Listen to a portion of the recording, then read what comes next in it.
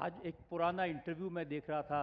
उस समय के मंत्री आजम खान साहब, उन्होंने कहा कि 2013 में मैं इंचार्ज था और मैंने किसी को एक खरोंच नहीं आई, बड़े कम खर्चे में बड़ा ज़बरदस्त कुंभ इस टोपी वाले ने ऑर्गेनाइज कर दिया था। आजम खान ने उस समय कैसी व्यवस्था दी थी ये सब जानते हैं। 41 लोगों की दर्दनाक मौत भी हुई थी, यहाँ पे दुर्भाग्यपूर्ण मौतें हुई थी श्रद्धालुओं की। और कितना कंजेशन था। देखिए 2013 में मॉरिशस के माननीय प्रधानमंत्री जी आए थे इसी प्रयागराज कुंभ में, और संगम की नोच में गंदगी देख करके उन्होंने दूर से ही प्रणाम करके कहा था, कहा यही गंगा है। आंखों में आंसू थे। हजारों किलोमीटर दूर से वे भारत आए थे कुंभ स्नान करने के लिए, लेकिन दुर्व्यवस्था, अव्यवस्था, गंदगी देख करके वे वापस हो लिए। आज देखना, देश भी आ रहा है, दुनिया भी आ रही है, कोटि कोटि श्रद्धालु भी आ रहा है। कहीं गंदगी नहीं, कहीं अव्यवस्था नहीं, कहीं दुर्व्यवस्था नहीं। 13 और 14 जनवरी को ही 5.5 करोड़ श्रद्धालु आए, सकुशल यहां से गए। जबकि 2013 को मौनी अमावस्या में मात्र 2.5 से 3 करोड़ श्रद्धालु भी बामुश्किल से आ पाए थे।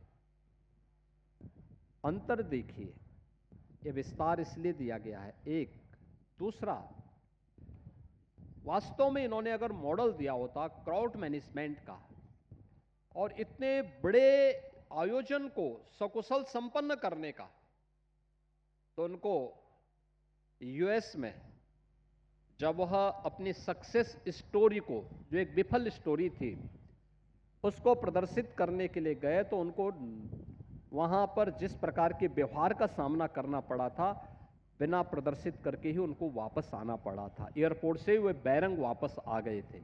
तो ये तो उनकी उस समय की कहानी थी। अगर इसको सक्सेस स्टोरी कहते हैं, तो मैं तो समाजवादी पार्टी के लोगों से कहूंगा कि सक्सेस स्टोरी को अपने घर में ही रखें, अच्छा होगा। उत्तर प्रदेश उसको स्वीकार करने को तैयार नहीं है। जो ये सही है कि जो कुछ मैंने भी देखा है, जो बाहर की दुनिया के लोग आकर देख रहे हैं, वाकई में प्रबंधन बहुत अच्छा है। लोग उत्साहित हैं, उल्लासित हैं, और जो लोग वापस लौट रहे हैं वो जाकर के खुशी से अपने घर वापस जा रहे हैं। लेकिन एक वर्ग ये कह रहा है कि देखिए, इसमें मुसलमानों को आने से रोका जा रहा है। देखिए, हम लोग किसी जाति, मत और मजहब के विरोधी नहीं हैं, लेकिन हां, ये आस्था और आधुनिकता का एक अद्भुत संगम है।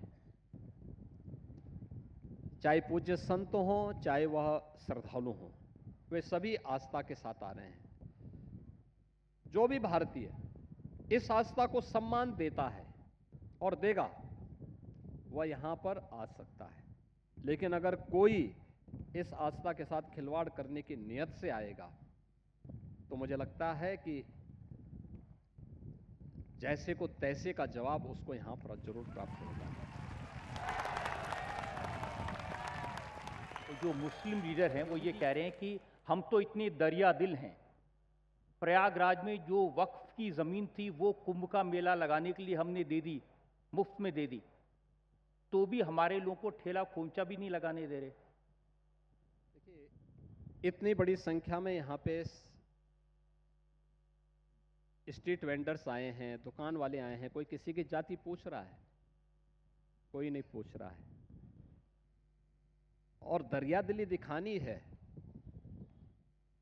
तो थोड़ा काशी पे दिखाइए, मथुरा में दिखाइए और संभल में दिखाइए ना। प्रयागराज में दरियादिली दिखाने की आवश्यकता नहीं। प्रयागराज का दिल तो बहुत बड़ा है।